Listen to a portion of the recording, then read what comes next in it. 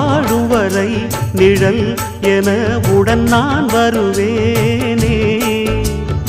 ஏழ் பிறப்பும் உயிர் துணை உனை நான் பிரியேனே.